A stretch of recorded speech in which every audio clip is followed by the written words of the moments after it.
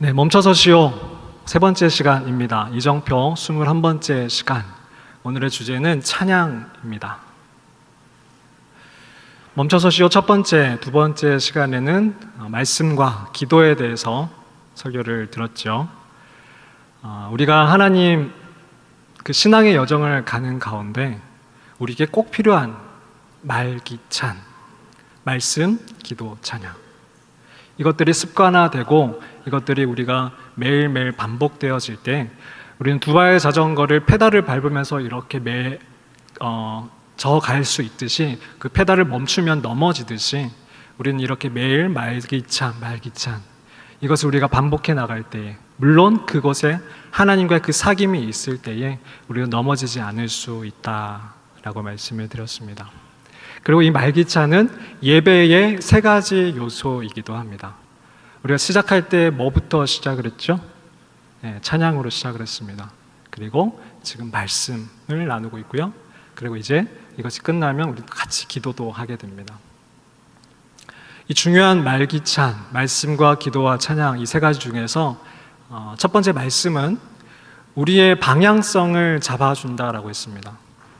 공간 감각 상실, 아무리 정말 빨리 가는 그 비행기와 같은, 음속으로 가는 그 비행기와 같이 우리의 사는 삶도, 우리의 신앙 여정도, 우리의 영적인 세계도 정말 방향을 잡을 수 없을 만큼 빨리 달려가기 때문에 어느새 우리는 우리가 어디에 있는지, 어디쯤에 와 있는지, 무엇을 해야 되는지 잊어버리기가 십상입니다. 그럴 때마다 하나님의 말씀을 기준으로 삼아서 우리의 방향을 잡아야 되는 거죠. 그렇게 되지 않을 때에는 나도 모르는 사이에 산과 바다로 곤두박질 칠 수 있다는 것을 명심해야 된다고 했습니다. 베드로는 이것을 무시했지요. 예. 베드로는 기도하지 않았고, 또 베드로는 말씀, 기도를 예수님이 그것을 경고하셨음에도 불구하고 기도하지 않았기 때문에 이것을 넘어지는 그 모습을 우리가 또 보았습니다. 오늘은 그 찬양의 시간인데요. 말씀과 기도 역시 하나님과의 사귐이라면 이 찬양 또 사귐의 찬양이 되어야 합니다. 우리가 찬양을 할 때에 나도 모르게 입으로는 찬양을 하고 있지만 다른 생각을 할 때가 있죠. 오늘 30분 동안 찬양할 때 단 한 번 또 다른 생각을 안 하신 분 계십니까? 다른 생각이 올라오고 피곤하고 졸릴 때도 있죠. 그리고 저 전도사님은 어쩜 저렇게 키가 클까 생각하기도 했죠. 네. 그리고 찬양대가 이렇게 두 단으로 선 거 신기하다 딴 생각을 하기도 했죠. 네. 찬양은 하나님과의 사귐이 일어나고 찬양 가사 하나하나에 우리의 마음을 실을 때에 의미가 있는 것입니다. 찬양은 멜로디라는 그 곡조와 그 다음에 가사가 함께 어우러진 거죠. 그래서 흔히들 우리가 찬양을 곡조가 붙은 기도다라고 말을 하기도 합니다. 곡조가 붙은 기도, 멜로디가 붙은 기도. 그러니까 이 가사 하나하나는 성경을 기반으로 하기도 하고요. 그리고 우리의 신앙의 선배들이 오랜 시간 동안 자신의 하나님과의 그 경험, 간증, 그리고 자신의 신앙 고백 등을 이 찬양을 써서, 시를 써서, 가사를 써서 하나님께 고백하고 그것을 멜로디에 붙여서 했던 것이 찬양이고 찬송입니다. 그러면 어떤 가사를 붙였을까? 그것은 하나님이 우리에게 행하신 일들에 대한 찬사입니다. 와, 하나님 정말 대단하세요. 하나님 우리를 위해서 독생자 예수를 보내신 그 일 정말 대단하세요. 우리를 구원하신 그 일 정말 대단하세요. 또 한 가지는 그냥 하나님 그분 자체를 기뻐하는 것입니다. 하나님은 정말 아름다우세요. 하나님은 정말 멋지세요. 하나님은 정말 거룩하시고, 하나님은 정말 광대하시고, 하나님은 정말 전지전능하세요 라는 그 가사를 우리가 이 음악이라는, 멜로디라는 것에 붙여서 우리가 찬양을 하는 거죠. 이 음악이라는 것은 하나님이 우리에게 주신 아주 귀한 선물입니다. 음악에는 굉장한 큰 힘이 있죠. 우리가 카페에 가면 늘 배경음악이 있잖아요. 그래서 우리가 대화를 할 때 배경음악이 있으면 우리의 마음이 쉽게 열립니다. 우리가 시를 읽을 때에도 배경음악을 깔기도 하죠. 제가 최근 들어서 설교 마지막 부분에 제가 그 설교를 정리할 때도 음악을 깔아달라고 부탁을 했는데, 그것도 바로 음악의 힘을 알기 때문에 그 배경음악을 좀 깔아달라고 했습니다. 왜냐하면 그만큼 음악은 우리의 마음을 여는 힘이 있기 때문에 그렇습니다. 이 음악은 하나님이 우리에게 주신 선물입니다. 이 선물을 우리가 우리만을 위해서 사용하지 아니하고, 우리만을 즐겁게 하는 데 사용하지 아니하고, 그저 사람과 사람의 사랑을 나누는 데, 이 사랑을 고백하는 데 쓰지 아니하고, 이 음악이라는 선물을 주신 하나님께 올려드리는 도구로 쓸 때에 이 찬양은 굉장한 힘을 가지게 되는 것입니다. 제가 만약 제 아들에게 축구공을 선물을 했다라면, 그 축구공을 이 아들이 자기 혼자 놀기도 하고 또 다른 친구와 놀기도 하겠지만, 저와 그 축구공을 바탕으로 축구를 하면서 시간을 보내면서 저와의 친밀한 시간을 쌓는다라면 얼마나 좋겠습니까? 마찬가지로 하나님이 주신 그 선물인 음악을 바탕으로 우리는 하나님께, 하나님 정말 대단하세요, 하나님 정말 멋지세요 라고 고백할 때에 그것이 바로 예배가 된다라는 거죠. 제가 예배에 대해서 설교를 할 때 기억나시는지 모르겠지만, 이정표 7번째, 8번째 예배가 무엇입니까? 라고 설교를 할 때에 이런 예화를 드린 적이 있습니다. 하울이가 저에게 사랑 고백을 많이 한다라고 말씀을 드렸죠. 아빠 사랑해, 아빠 멋있어. 얼만큼 멋있어? 진짜 멋있어. 어디에서 제일 멋있어? 이문동에서 제일 멋있어? 아니, 대한민국에서 제일 멋있어. 여러분이 저를 어떻게 생각하실지 몰라도 하울이는, 제 아들은 그렇게 생각한다라고 말씀을 드렸죠. 요즘에도 마찬가지예요. 제가 집을 나설 때마다 하울이가 저보고 안아달라 그래요. 아빠 안아줘. 안 안아주고 이제 빨리 집을 나서면 아빠 안아줘. 남자 녀석이 저에게 너무 질척거려가지고 걔가 저를 그렇게 좋아하고 저에게 사랑한다고, 제가 멋있다라고, 제가 대단하다라고 칭찬해 줍니다. 저는 그게 예배 같다는 생각을 했거든요. 제가 그것을 아들에게, 하울이에게 강요한 게 아니에요. 하울아, 나 좀 칭찬해 줘봐. 아빠 요새 너무 힘들어. 아빠 멋있다고 좀 해줘. 아빠 사랑한다고 좀 해줘봐. 이러지 않았어요. 제가 한 게 있다라면 그 아이가 태어나기 이전부터 이름을 무얼로 지어주지? 이 아이가 태어나면 어떻게 놀아줄까? 뭘 해주면 좋을까? 어떤 아이로 키우면 좋을까? 그 아이가 태어나서 정말 극도로 이기적인, 아이들은 정말 극도로 이기적이거든요. 엄마 아빠가 졸리든 피곤하든 상관없이 울어대고 밥을 달라고 하고, 그럴 때에도 저의 사랑을 주고 인내하고 참아주며 기다려 주었기 때문에, 그 사랑을 고백했기 때문에 그것을 바탕으로 이 아이는 조금씩 자라나면서 아빠 사랑해, 아빠 멋있어, 아빠 대단해 라고 지금 저에게 그것을 응답하고 있다라는 거죠. 우리의 예배는, 우리의 찬양은 그런 것이어야 한다라는 것입니다. 이사야 43장 21절 말씀에 이런 구절이 있습니다. 이 백성은 내가 나를 위하여 지었나니 나를 찬송하게 하려 함이라. 이 구절을 보면 왠지 어떤 독재자가 자기의 백성들을 세워놓고 독재자에게 막 박수를 치면서 그런 모습이 막 떠오르실 수도 있겠지만, 제가 방금 말씀드린 대로 하나님은 우리가 하나님을 알기 전부터, 예배를 알기 전부터, 찬송이라는 것을 알기 전부터 이미 우리를 그렇게 사랑하셨고 격려하셨고 우리에게 박수 쳐주셨고 기다려주신 분이 우리의 아버지라는 사실입니다. 때문에 우리가 그 하나님의 사랑을 알게 될 때에 우리는 이제 하나님 정말 대단하세요, 하나님 정말 멋지세요, 하나님 정말 전지전능하세요, 아름다우세요, 이렇게 고백하는 것이 바로 찬양이라는 것입니다. 때문에 찬양은 우리의 진정성을 담아야 합니다. 아까 말씀드린 대로 찬양을 하다가 우리는 멜로디에 아니면 악기에, 그리고 앞에 나와 있는 사람들에게 시선을 뺏기고 생각을 뺏길 수도 있습니다. 그런데 찬양을 받으시는 분은 바로 하나님이시라는 사실을 늘 잊어서는 안 됩니다. 우리가 왜 찬양을 하고 있는지, 내가 왜 이 고백을 하고 있는지를 잊어서는 안 된다라는 것입니다. 저는 아까 전에 나의 가장 낮은 마음, 이 찬양을 하면서 눈물이 났습니다.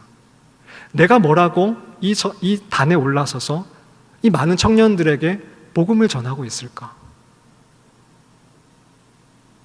그 은혜가 너무 감사해서 눈물이 났습니다.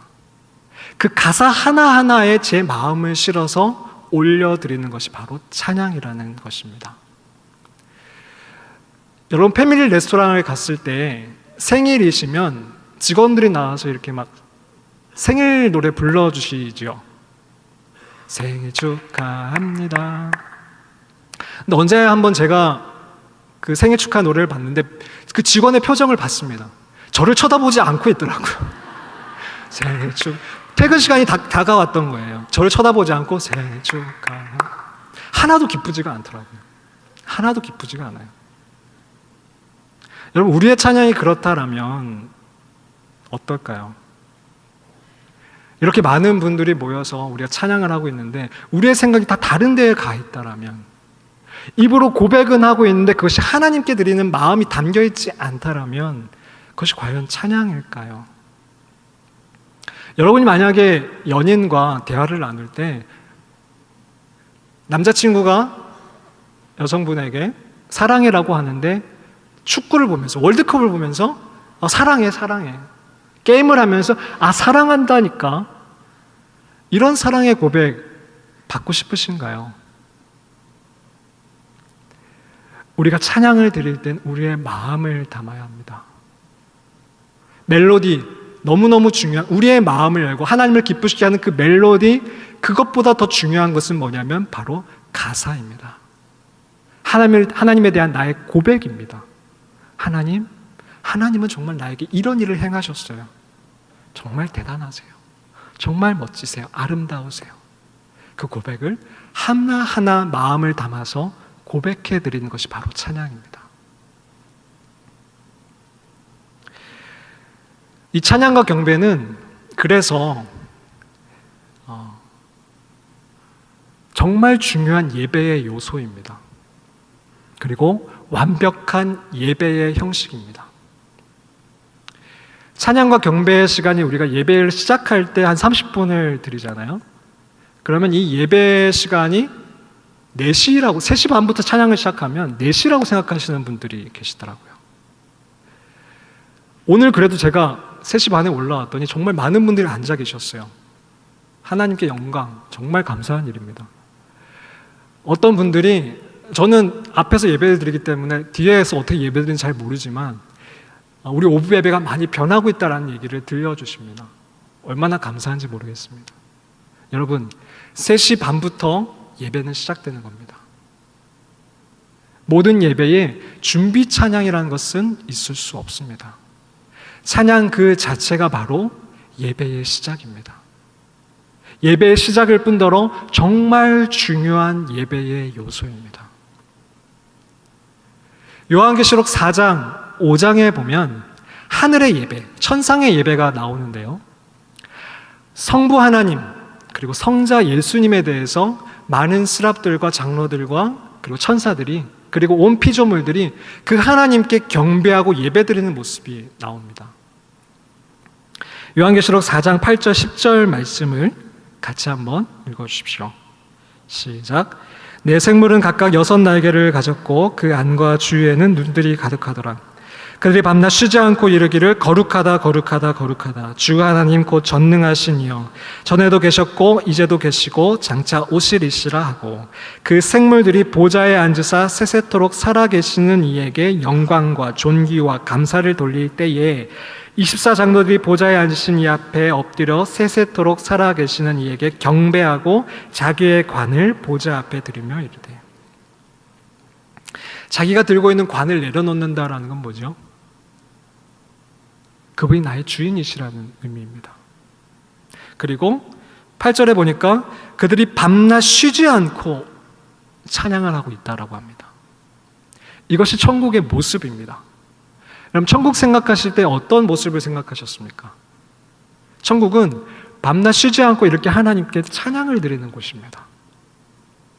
이 찬양의 맛을 모르신다라면 천국 가는 거 다시 한번 생각을 해보셔야 될 거예요. 천국은 밤낮 쉬지 않고 찬양을 드리는 곳입니다. 저는 정말 오부 찬양 너무 잘하고 계신데요. 하나님께 영광 너무 잘하고 계신데 이런 예배를 하루 종일 드리고 싶습니다. 여러분 그러시지 않습니까? 밥만 잘 나온다면, 밥 잘 먹고 와서 또 예배 드리고 찬양하고 너무너무 행복할 것 같아요. 천국은 그런 곳이라는 거예요. 말씀이신 예수님이 계시니까 저 같은 자가 설교할 이유가 없는 겁니다. 하나님의 앞에 계신데 기도가 무슨 소용이 있어요? 바로 소통하면 되죠. 그런데 한 가지, 찬양은 그때도 유효하다라는 거죠. 천국에서도 하나님을 높여드리고 하나님의 사랑을 고백하는 그 찬양은 천국에서도 밤낮 쉬지 않고 이어질 것이라는 겁니다. 그렇다면 이 찬양이라는 것은 얼만큼 완벽한 예배냐라는 것입니다. 찬양은 설교를 듣기 전에 우리의 마음을 그냥 준비시키는 단계가 아니라 바로 그냥 예배 자체라는 것입니다. 때문에 여러분 준비 찬양이라고 생각하지 마시고 예배 시간을 꼭 지키셔서 이 찬양의 시간에 푹 빠져보시기 바랍니다. 제가 수요 예배에서 안내를 설 때 어떤 분이 화를 내시면서 나오시더라고요. 막 찬양이 계속 진행되고 있었습니다. 수요 예배는 몇 시에 시작되냐면 7시 반에 시작됩니다. 근데 한 10분 정도 있다가 그 여성분이 나오시면서 저에게 예배가 도대체 언제 시작되나요? 찬양이 왜 이렇게 길어요? 라고 하시더라고요. 만약에 그 여성분이 나중에 이 찬양의 중요함을 아신다라면 얼마나 부끄러울까 그 생각이 들었습니다. 여러분 함부로 화내지 마세요. 모르면서 괜히 예배에 대해서 함부로 평가하시고 함부로 화를 내지 마세요. 그 여성분은 찬양이 곧 예배라는 사실을 모르는 상태에서 찬양이 한 30분 정도 지속이 되니까 그 시간이 너무 지루하고 빨리 말씀을 듣고 싶은 마음에 그냥 기분이 나빠져서 그냥 교회를 나가시는 모습을 봤습니다. 다시 한번 말씀드리지만 찬양은 완벽한 예배입니다.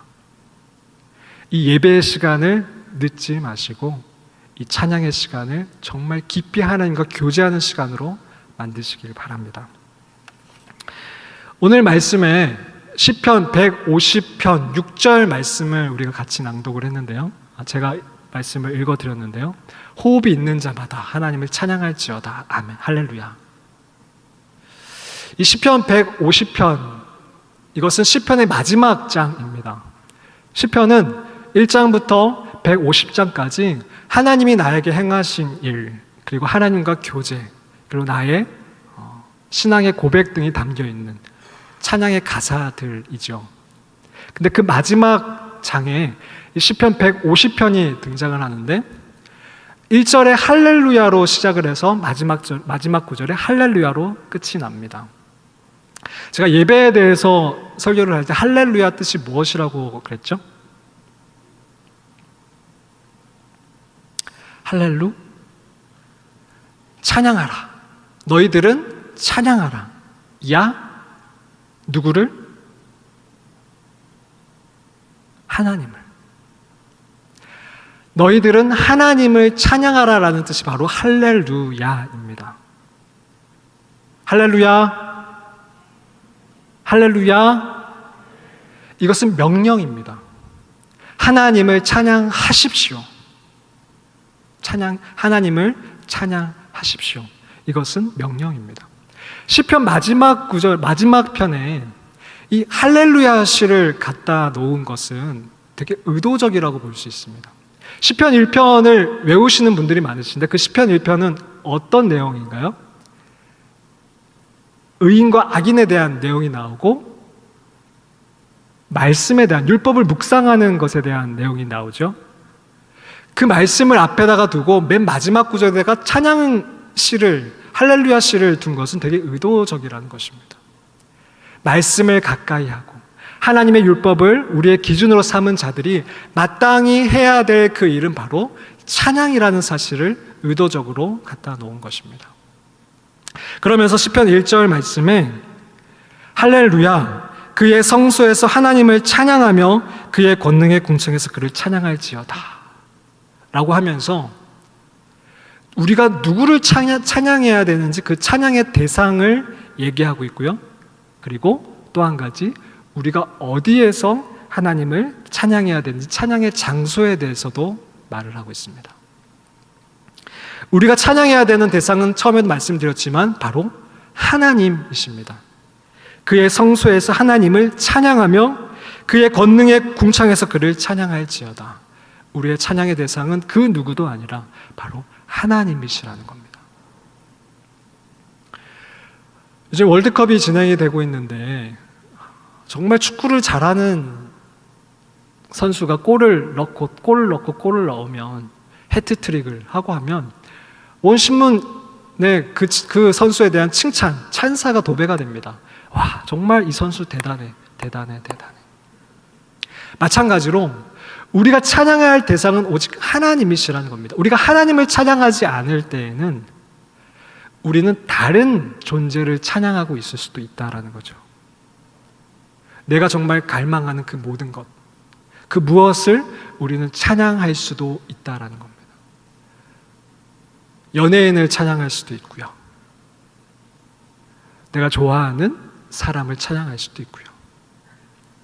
그런데 우리의 찬양의 대상은 바로 하나님이시다라고 분명히 이 시편 기자는 제시를 하고 있습니다. 또 한 가지 찬양의 장소에 대해서 말씀을 하고 있는데요. 그의 성소에서 그리고 그의 권능의 궁창에서 그를 찬양해야 된다라고 얘기를 하고 있습니다. 그의 성소에서, 그건 바로 이곳 예배 드리는 곳을 의미합니다. 그리고 그의 궁창 아래에서, 그것은 예배당을 벗어난 그 어두운 모든 곳에서도 우리는 하나님을 찬양할 수 있어야 된다는 것입니다. 세 번째는요, 시편 150편 2절 말씀에 찬양을 해야 될 이유에 대해서 얘기하고 있습니다. 같이 한번 읽어주십시오. 시작. 그의 능하신 행동을 찬양하며 그의 지극히 위대하심을 따라 찬양할지어다. 아멘. 하나님이 이미 행하신 그 능하신 행동을 찬양하고, 그리고 지극히 위대하심, 하나님의 그 존재 자체, 그 위대하심을 찬양하는 것이 바로 우리가 찬양해야 될 이유라는 것입니다. 하나님이 여러분에게 찬양받으실 정말 위대한 일을 행하신 그것이 무엇이 있습니까? 한번 생각해 보시죠. 내가 그분을 찬양할 이유가 없다라면 우리가 찬양을 드릴 때에 냉랭한 마음으로 찬양을 할 수밖에 없습니다. 그런데 우리가 그를 찬양해야 될 이유를 분명히 안다라면 우리가 찬양을 할 때 분명히 마음을 담아서 고백하실 수가 있습니다. 우리가 하나님께서 우리에게 행하신 정말 대단하신 일, 그 능하신 일은 무엇일까요? 제일 크신 일, 바로 십자가 사건이죠. 그리고 부활의 사건입니다. 그보다 더 능하신 일, 그보다 더 크신 일은 없습니다. 때문에 우리는 보혈의 찬송을 부르는 것이고요, 그분이 나를 구원하셨다라는 그 감격의 찬송을 부를 수 있어야 되는 것입니다. 뿐만 아니라 그분 자체가 우리의 아버지이심을 찬양할 수 있어야 됩니다. 그분이 나의 아버지시고 나의 유일한 사랑이심을 고백할 수 있어야 됩니다. 네 번째는요, 시편 150편 3절 4절 말씀입니다. 여기서는 찬양의 방법에 대해서 얘기를 하고 있습니다. 같이 한번 읽으십시오. 시작. 나팔 소리로 찬양하며 비파와 수금으로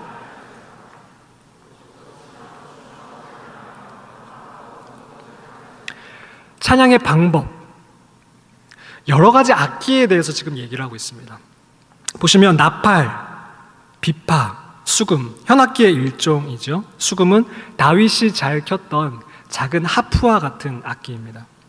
그리고 소고, 이거는 작은 북이라는 것이고요. 현악, 그리고 현악기, 퉁소, 피리 같은 것, 그리고 재금, 심벌즈 같은 악기들을 얘기합니다. 이 모든 흥을 돋을 수 있는, 그리고 힘차고, 그리고 즐겁게 하는 이 모든 악기들을 동원해서 하나님을 찬양하라고 지금 시편 기자는 얘기하고 있습니다. 이 악기들을 동원해서 찬양했던 대표적인 사람이 바로 다윗이라는 사람인데요. 역대상 15장 26절에 보면 다윗이 블레셋에게 뺏겼던 그 언약궤를 되찾아오면서 레위 사람들에게 노래하라고, 하나님을 찬양하라고 그 임무를 주면서 이 악기 맡은 사람을 불러서 하나님을 찬양하는 모습이 나옵니다. 역대상 15장 26절 말씀을 같이 한번 읽겠습니다. 시작. 다윗이 레위 사람의 어른들에게 명령하여 그의 형제들을 노래하는 자들로 세우고 비파와 수금과 재금 등의 악기를 울려서 즐거운 소리를 크게 내라 하매. 다윗이 레위 사람의 어른들에게 명령하여 그의 형제들을 노래하는 자들로 세우고, 그리고 비파와 수금과 재금의 악기들을 울려서 즐거운 소리를 크게 내라고 명령을 내리고 있습니다.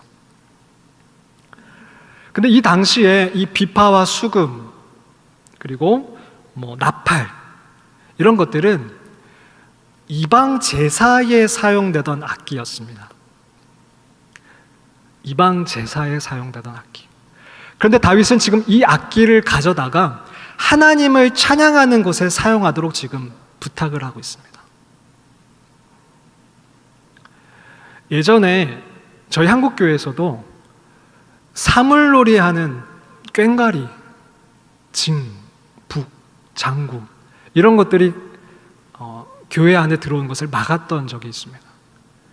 그 악기들은 언제 사용되던 거죠? 구슬할 때 사용되던 거죠. 어떻게 구슬하던, 귀신을 섬기던 그 악기가 하나님을 찬양할 수 있겠느냐라고 그 악기들을 막을 때가 있었습니다. 근데 그보다 더 재밌는 것은, 여러분 오늘 많은 악기들이 있었는데 기타와 그리고 드럼도 그런 논쟁의 대상이었다는 사실을 아십니까? 어떻게 기타를, 어떻게 드럼을 교회에서, 예배당에서 칠 수가 있어요? 불과 얼마 되지가 않습니다.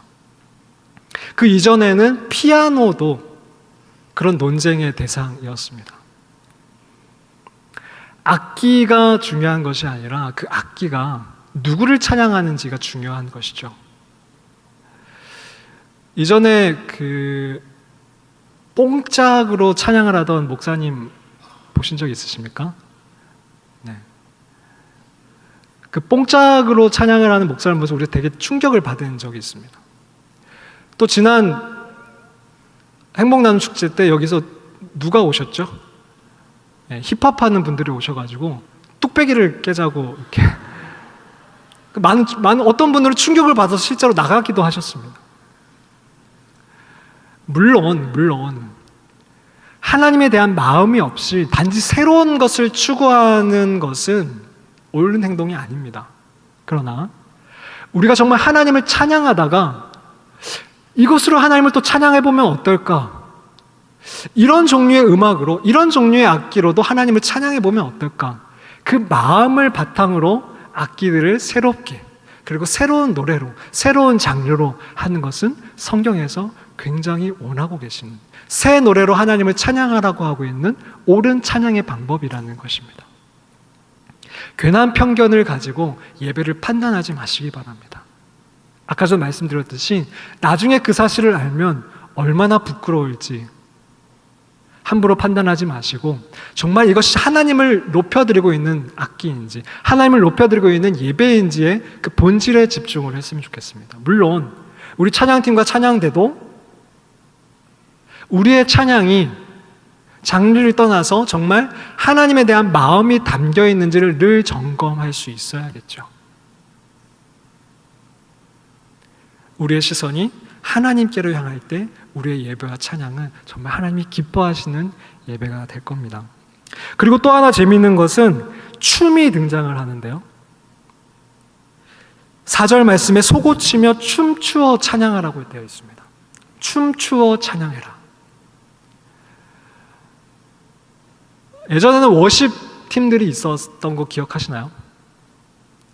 앞에 나와서 워십 팀들이 찬양을 할 때 워십을 하면서 그것을 따라하기도 했었습니다. 물론 그 워십을 따라할 때 그냥 단지 그 율동을 따라하는데 너무 집중이 되다 보니까 그 워십 팀들이 점점 사라져 가는 것 같기도 한데요. 근데 우리의 마음이 정말 하나님에 대한 그 뜨거운 마음이 있을 때 나타나는 것이 바로 춤이라는 것입니다. 다윗이 이러한 예배를 드렸죠. 이렇게 많은 악기를 동원해서 하나님께 예배 드릴 때에 다윗은 어떻게 예배를 드렸냐면 바로 춤을 추면서 예배를 드렸습니다. 옷이 벗겨지는지도 모르고 춤을 추었습니다. 왕이었는데요. 최고의 지도자였는데요. 사람들의 시선을 상관하지 않고 하나님을 바라볼 때에 하나님 앞에 즐겁게 뛰어놀았던 것이 바로 다윗 왕이었습니다. 우리가 춤까지는 못 나갈지언정 우리의 마음이 정말 뜨겁고 기쁠 때에 우리가 몸을 흔들고 또 가벼운 제스처를 취하는 것은 당연한 것입니다. 그런데 우리는 뭔가 이렇게 점잖게 예배를 드리는 것만이 예배라고 생각하는 경향이 있어요. 근데 그렇지 않다라는 거예요. 얼마든지 다른 사람에게 방해되지 않는 선에서 우리의 감정을 표출하는 것, 그것이 바로 예배다라는 것입니다. 그러면 감정이 표출될 때에 손을 들 수도 있겠죠. 하나님 정말 대단하세요. 하나님 제 모든 것을 받아주세요. 그리고 가슴에 손을 얹을 수도 있겠죠. 그리고 때로는 손뼉을 칠 수도 있겠죠.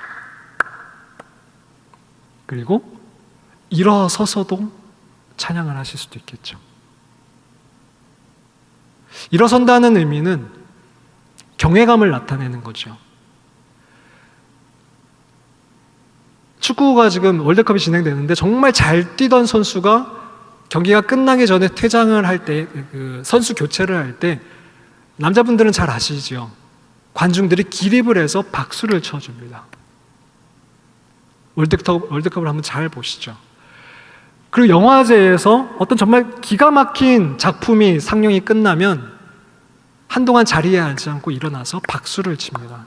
그 작품에 대한 경외감을 나타내는 겁니다. 마찬가지로 우리가 하나님에 대한 그 경외감이 일어날 때에 일어서서 찬양을 할 수도 있는 거고요. 그리고 엎드려서 또 찬양을 할 수 있는 겁니다. 다른 사람들에게 방해가 되지 않는 선에서 우리는 얼마든지 이런 제스처를 통해서도 하나님을 찬양하라고 지금 시편 기자는 얘기를 하고 있습니다. 마지막으로 그러면 찬양의 주체는 누군가? 찬양의 대상은 찬양을 해야 되는 사람은 누군가? 그 말씀이 6절에 나오는데요. 오늘 읽었던 말씀입니다. 같이 한번 읽어주십시오. 시작. 호흡이 있는 자마다 여호와를 찬양할지어다. 호흡이 있는 자마다 여호와를 찬양할지어다. 찬양팀만 찬양을 하라는 것이 아니라, 찬양대만 찬양하라는 것이 아니라 호흡이 있는 자는 모두 하나님을 찬양하라고 지금 얘기를 하고 있습니다. 또 다른 말로는요, 우리가 호흡이 끊어지는 그 순간까지 우리는 하나님을 찬양해야 된다라는 의미입니다. 이것은 내가 하나님을 찬양할 만할 때만 찬양하는 것이 아니라, 와, 하나님 정말 대단하세요라고 느낄 때만 찬양하는 것이 아니라, 때로는 정말 너무너무 답답하고 하나님이 느껴지지 않고 하나님의 임재가 거친 것 같을 때에도 우리는 하나님을 찬양해야 된다는 겁니다. 어떠한 순간에도. 다윗이 정말 대단했던 건 이 시편을 쓰고 이렇게 이방 제의에 사용되던 악기를 갖다가 하나님을 찬양했던 이 다윗이 정말 더 대단했던 건 무엇이냐면, 다윗은 어떠한 상황에도 하나님을 찬양했다라는 겁니다. 시편 63편에 보면요, 주의 인자하심이 생명보다 나음으로 내 입술이 주를 찬양할 것이라. 이러므로 나의 평생에 주를 송축하며 주의 이름으로 말미암아 나의 손을 들리이다라고 다윗은 내가 죽을 때까지 하나님을 찬양하겠습니다라고 고백을 하고 있습니다. 근데 이 시편 63편의 제목을 잘 보시면요, 이 시편은 언제 쓰인 시냐면 바로 다윗이 자기 아들 압살롬이 자신을 반역해서 자신을 몰아내고 자신이 도망칠 때에 이 시를 썼다는 사실입니다.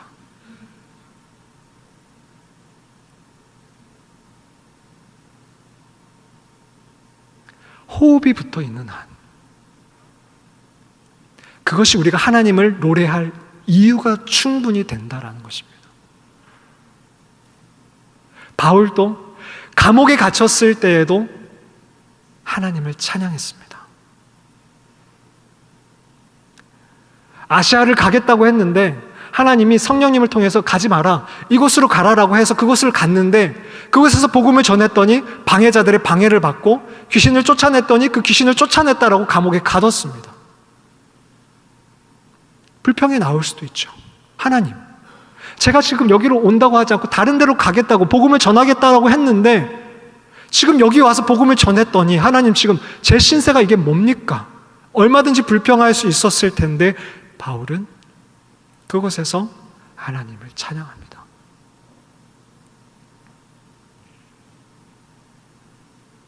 호흡이 있는 자마다, 우리가 호흡이 붙어 있는 한 우리는 하나님을 찬양해야 합니다.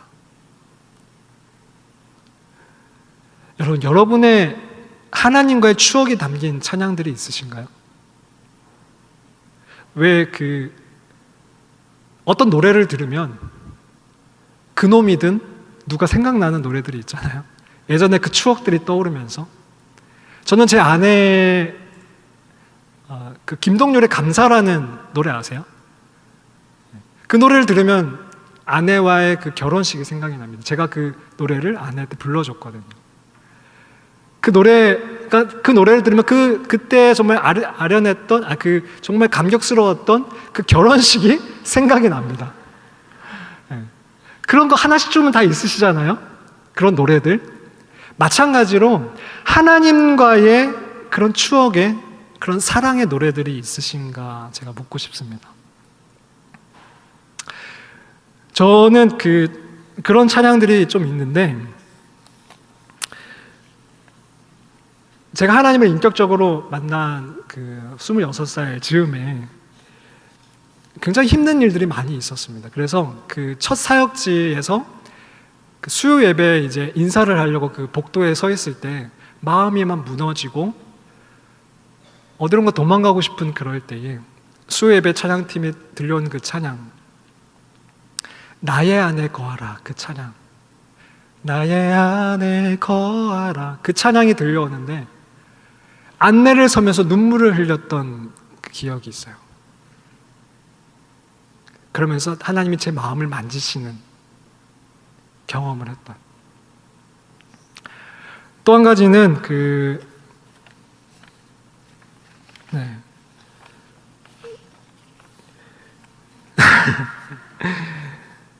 나의 영원하신 기업. 저는 결혼식을 할 때 진짜 결혼 예배를 드렸어요. 그래서 찬양팀을 앞에 세워서 예배를 드렸습니다. 그 예배 중에서 했던 그 찬양 중에 하나가, 제가 그 찬양곡을 선곡을 했었는데 나의 영원하신 기업이라는 찬양을 했습니다. 나의 영원하신 기업, 생명보다 귀하다. 제가 이 아내와 함께 이 길을 가면서 주님이 나의 기업 되신다라는 고백을 그때 드린 적이 있어요.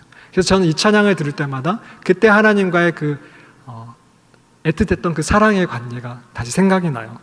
또 하나는 주 은혜의 힘을, 마커스의 찬양인데요. 제가 예전에 말씀드린 대로 제가 조금은 억울하게, 조금은 전에 있던 교회를 나온 적이 있는데, 그때 너무 억울해서, 너무 답답해서 방에 들어와서 손을 이렇게 입에 넣고 아내가 들을까봐 엉엉 울면서 찬양을 하나 틀었는데 이 찬양이 나왔어요. 주 나의 모습 보네. 상한 나의 맘 보시네.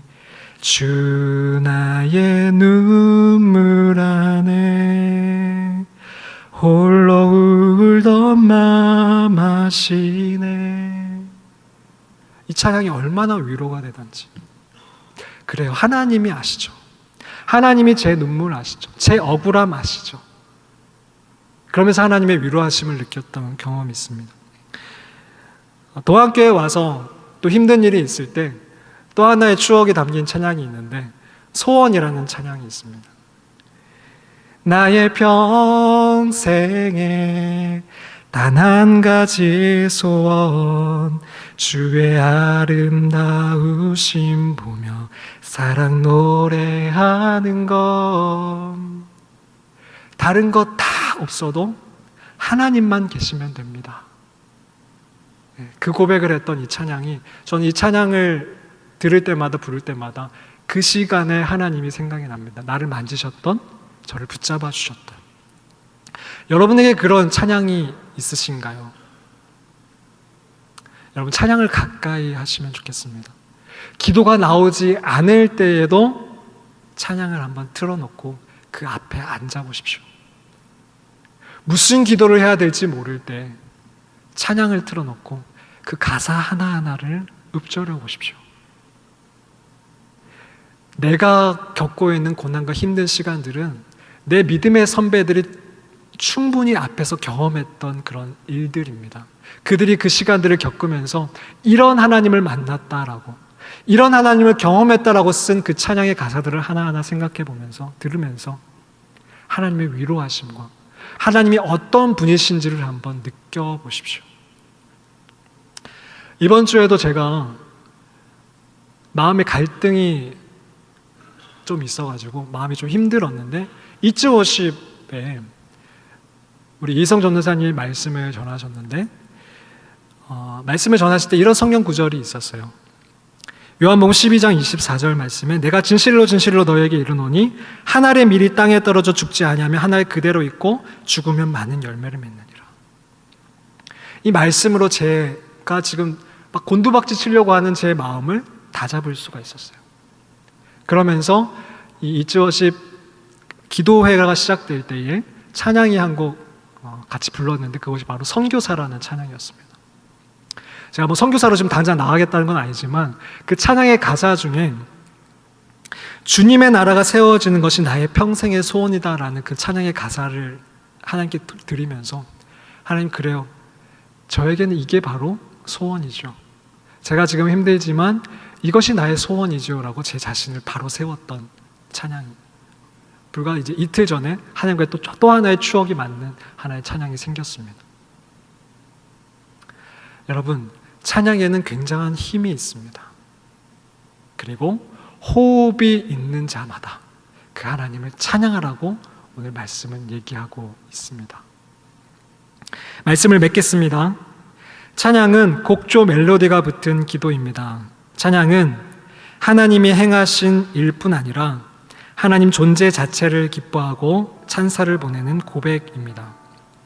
이미 내가 찬양을 알기 전에도, 예배를 알기 전에도 나를 사랑하고 기다려주신 하나님께 이제 가사 하나하나에 나의 사랑을 담아 고백해 보십시오. 찬양은 최고의 예배의 요소입니다. 우리 오브 예배는 찬양으로부터 시작됩니다. 3시 30분부터 시작되는 경배와 찬양은 예배를 준비하는 시간이 아닙니다. 경배와 찬양의 시간을 소중히 여겨주십시오. 때론 낯선 곡이 흘러도, 때론 내 기분과 맞지 않아도, 때로는 찬양팀이 조금 틀릴 수 있어도 의지적으로 찬양에 내 마음을 담아보도록 하십시오. 찬양은 나의 만족을 위해서 부르는 것이 아니라 하나님의 기쁨을 위해서 부른다는 사실을 잊지 마십시오. 하나님에 대한 경외감과 사랑의 감정이 일어나면 옆 사람에게 방해되지 않는 선에서 충분히 한번 표현해 보십시오. 일어서서 찬양도 하고, 박수치며 찬양도 하고, 손을 들고도 찬양을 해 보십시오. 그리고 찬양팀 너머에, 사람 너머에 하나님을 보려고 노력해 보십시오. 그리고 예배가 끝난 후에도 찬양을 이어가십시오. 사랑하는 사람으로부터 사랑해요라는 말을 듣고 나서도 또 듣고 싶은 것처럼 하나님은 우리가 하나님을 사랑한다라는 고백을 매일매일 순간순간 듣고 싶어 하시는 분이십니다. 아침에 일어나서 찬양을 틀어놓고 세수를 해보십시오. 길을 걸으면서 버스 속에서도 이어폰을 끼고 찬양을 한번 들어보십시오.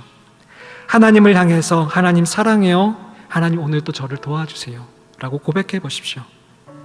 어떤 상황 속에서는 낙심될 때, 기도조차 나오지 않을 때에 그냥 엎드려서 찬양을 틀어놓고 그냥 머물러 보십시오. 그렇게 한 주간 하나님 앞에 멈춰서서 찬양을 드리고 그리고 나서 이 예배에 한번 나와 보십시오. 우리의 찬양은 하나님과의 관계는 분명히 달라져 있을 겁니다. 왜냐하면 찬양은 말씀 묵상과 기도와 마찬가지로 자라나는 것이기 때문에 그렇습니다. 호흡이 있는 자마다 여호와를 찬양할지어다. 할렐루야, 할렐루야, 할렐루야. 너희는 여호와를 찬양하라. 기도하시겠습니다.